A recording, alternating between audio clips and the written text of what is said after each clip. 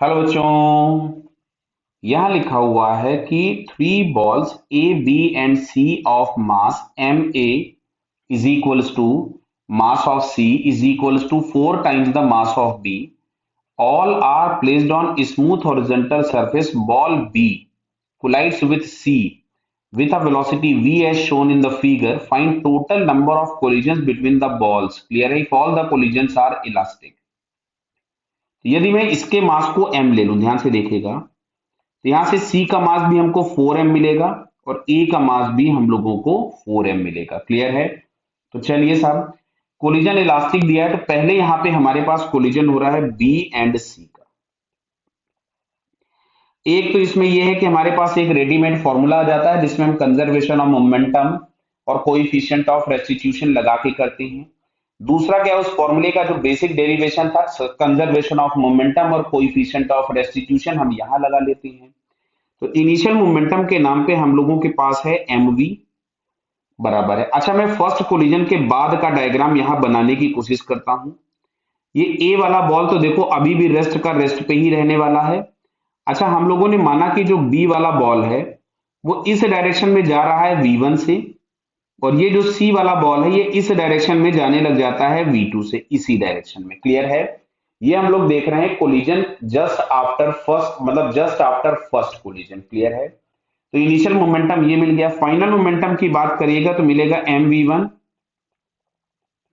Plus 4mv2. तो v is equals to मिलता है v1 प्लस 4v2. ये हम लोगों के पास आ गया इक्वेशन नंबर 1.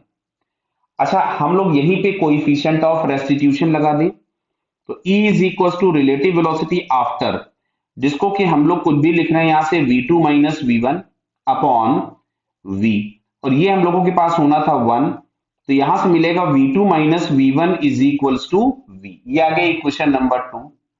अच्छा, हम इन दोनों इक्वेशंस को ऐड कर देते हैं. कर दिए ऐड भाई. तो यहां से हमारे पास मिल रहा था v1 plus 4v2 is equals to v, और दूसरा इक्वेशन आ रहा है v2 minus v1 is equals to v. अगर हमने इसको ऐड किया तो v1 तो कैंसिल हो गया. इधर से हमारे पास मिला 5v2 is equals to 2v, यानी v2 इज इक्वल्स टू आ गया 2v/5. यानी ये जो v2 है ये हम लोगों के पास हो गया 2v/5 बराबर. प्लस आया, मतलब जो डायरेक्शन हमने प्रेडिक्ट किया है वो करेक्ट है. क्लियर? अच्छा, इस v2 की वैल्यू हम यहां पुट कर देते हैं. मान लीजिए it is 2v/5 minus v1 is equals to v. तो v1 इज इक्वल्स टू मिलेगा 2v/5 minus of v. Clear? तो यहां से हम लोगों के पास से मिल रहा है माइनस ऑफ 3v/5.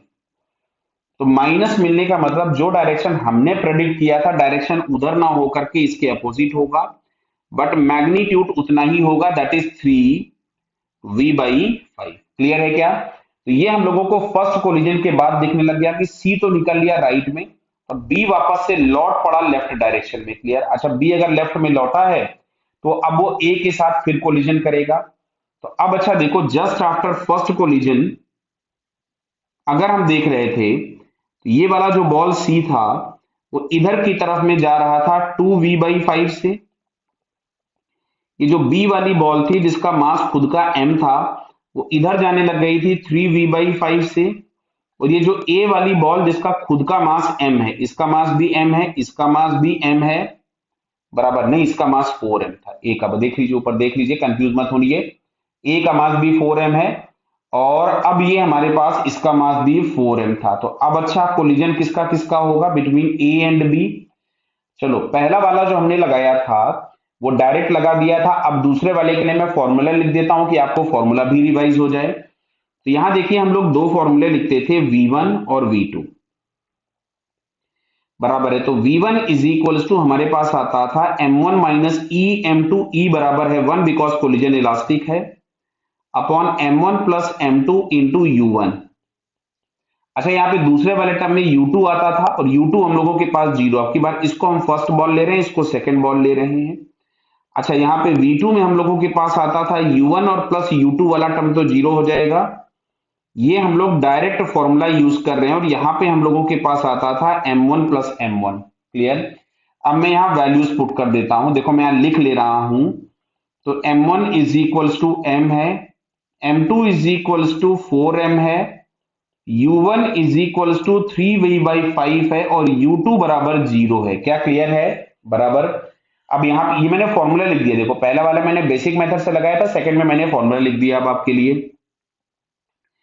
m1 बोले तो m-4m upon 5m into 3v/5, 3v/5 clear है। तो ये ऊपर में हमको दिख रहा है क्या मिलेगा, -3m upon 5m clear into 3v/5 clear है। तो इससे तो ये कैंसिल हो गया, तो ये जो वैल्यू हम लोगों के पास मिले इट इज -9v/25। निगेटिव मिलने का मतलब वापस इसका डायरेक्शन चेंज हो गया। अच्छा v2 में लिखेंगे हम लोग m प्लस m, तो ये हो गया 2m अपॉन में 5m इंटू 3v/5, तो m से m कैंसिल हो गया, तो ये हमारे पास आ रहा है 6v/25 क्लियर। ये पॉजिटिव आ रहा है, मतलब ये इसी डायरेक्शन में चलना चालू कर देगा।